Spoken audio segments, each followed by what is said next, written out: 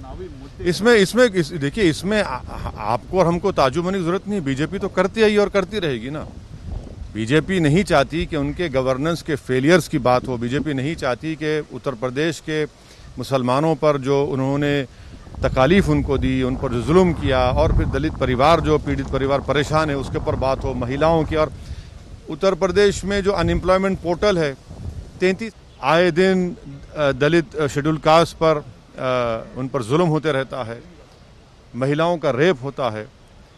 Development उन्होंने क्या किया? सेकेंड कोरोना वेव में गंगा के ऊपर पानी पर लाशें तीर रही थी, और आप कुछ ज़रा भी इंसानियत आपके सीने में नहीं है कि आप इसको अपनी गलती मानते हैं। आप कह रहे नहीं, वो तो तरीक़ा है लोगों का पानी में बहाने का, नदी के किनारे दफना देने का। हाँ, यकीनन देखिए पिछले 5 साल के बनिस्बत हमने 5 साल बड़ी मेहनत की। हमारे शौकत साहब, हमारे संगठन के ज़िम्मेदार आदिल अलवी और हमारे चीफ स्पोक्स पर्सन, इन सब ने बड़ी मेहनत की, और उसका नतीजा ये निकला कि जो ज़िला परिषद के चुनाव हुए हैं उसमें हमने करीब 25 से 26 हमारे कैंडिडेट जीते, और 40 से 50 के करीब हम लोग दूसरे मुकाम पर आए हैं। तो पहले के बनिस्बत हमारा संगठन करीब 50 से 55 ज़िलों में बड़ा मजबूत है, और हमको यकीन है कि इस बार इंशाअल्लाह ताला उत्तर प्रदेश की जनता हमको अपनी दुआओं से, अपनी मोहब्बतों से, अपने वोट से नवाजेगी, और हमारे कैंडिडेट उत्तर प्रदेश की विधानसभा में विधायक बनकर जाएंगे। मुद्दा क्या रहेगा सर? डेवलपमेंट,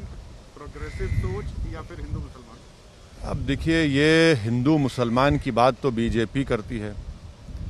इनके लिए तो ये बता ही नहीं सकते ना डेवलपमेंट, क्योंकि कोरोना के सेकेंड वेव में पूरे देश में और ख़ास तौर से उत्तर प्रदेश में तो बीजेपी कहीं नज़र नहीं आई।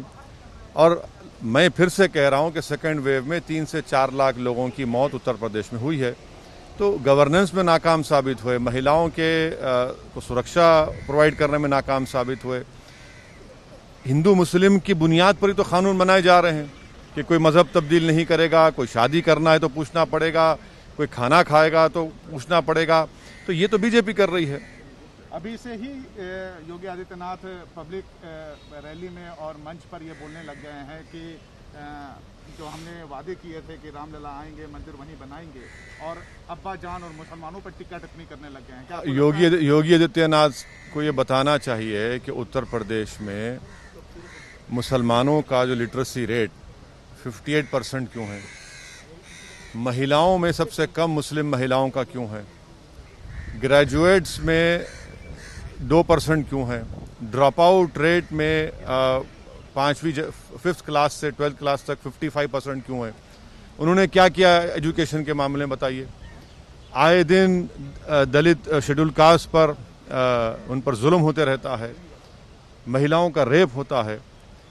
डेवलपमेंट उन्होंने क्या किया? सेकेंड कोरोना वेव में गंगा के ऊपर पानी पर लाशें तीर रही थी, और आप कुछ ज़रा भी इंसानियत आपके सीने में नहीं है कि आप इसको अपनी गलती मानते हैं। आप कह रहे नहीं, वो तो तरीक़ा है लोगों का पानी में बहाने का, नदी के किनारे दफना देने का।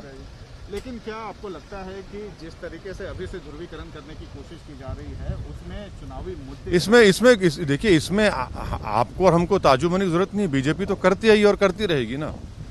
बीजेपी नहीं चाहती कि उनके गवर्नेंस के फेलियर्स की बात हो। बीजेपी नहीं चाहती कि उत्तर प्रदेश के मुसलमानों पर जो उन्होंने तकालीफ उनको दी, उन पर जो जुल्म किया, और फिर दलित परिवार जो पीड़ित परिवार परेशान है उसके ऊपर बात हो, महिलाओं की। और उत्तर प्रदेश में जो अनएम्प्लॉयमेंट पोर्टल है 33 लाख लोग अनएम्प्लॉयड है। बताइए कितनों को नौकरी दी आपने?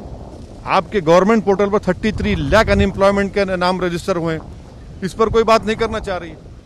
राजभर कहते हैं ओबीसी चेहरा दो, आप कहते हैं मुसलमान चेहरा दो डिप्यूटी के लिए। क्या आप लोग देखिए, हम MIM की पूरी पॉलिटिकल जो स्ट्रगल रही है और इंशाल्लाह रहेगी, वो हिस्सेदारी की लड़ाई है। हम सिर्फ वोट डालने की मशीन नहीं है। अब हम वोट अपने कैंडिडेट को भी डालेंगे, और ना सिर्फ उत्तर प्रदेश बल्कि भारत की सियासत में हम अपना हिस्से को हासिल करना चाहते हैं। हिस्सेदारी की हमारी लड़ाई है। तो आप हिस्सेदारी किसके साथ लेंगे? राजभर के साथ, समाजवादी पार्टी के साथ, बीजेपी के साथ? देखिए, बीजेपी के साथ तो जाने का सवाल ही पैदा नहीं होता। समंदर के दो किनारे एक नहीं हो सकते।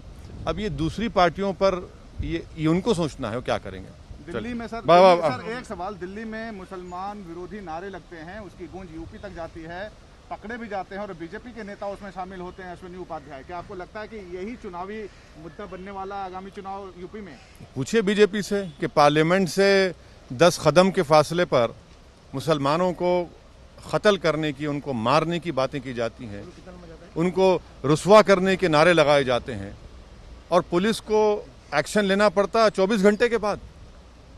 ये संसद का साया वहां तक पड़ता है और आप उस साये में खड़े होकर आप इस तरह की गंदगी को बयान करते हैं। तो ये क्यों कह रहे हैं तमाम लोग? इसलिए कह रहे हैं कि उनको मालूम कि सत्ता में जो बीजेपी है वो उनके माई बाप है। एक आखिरी सवाल अब